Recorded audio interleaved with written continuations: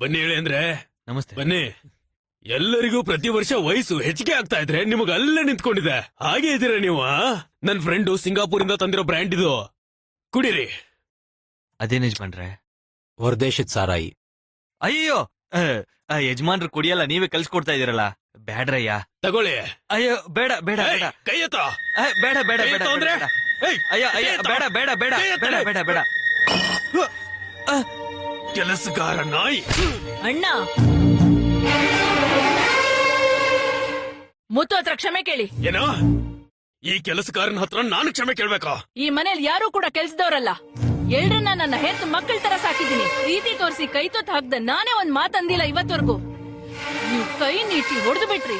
ನೀವ್ ನನ್ನ ಅಣ್ಣನೇ ಇರಬಹುದು, ನನ್ ಮೇಲೆ ನಿಮ್ಗೆ ಅಧಿಕಾರ ಇರ್ಬೋದು, ಆದ್ರೆ ಅವ್ರ ಮೇಲೆ ನಿಮ್ಗೆ ಯಾವ್ದೇ ಅಧಿಕಾರ ಇಲ್ಲ. ಮುತ್ತು ಹತ್ರ ಕ್ಷಮೆ ಕೇಳಿ. ಇಲ್ಲಿವರೆಗೂ ಯಾರ ಹತ್ರ ಕೂಡ ನಾನು ಕ್ಷಮೆ ಕೇಳಿದ ಮಾತೇ ಇಲ್ಲ.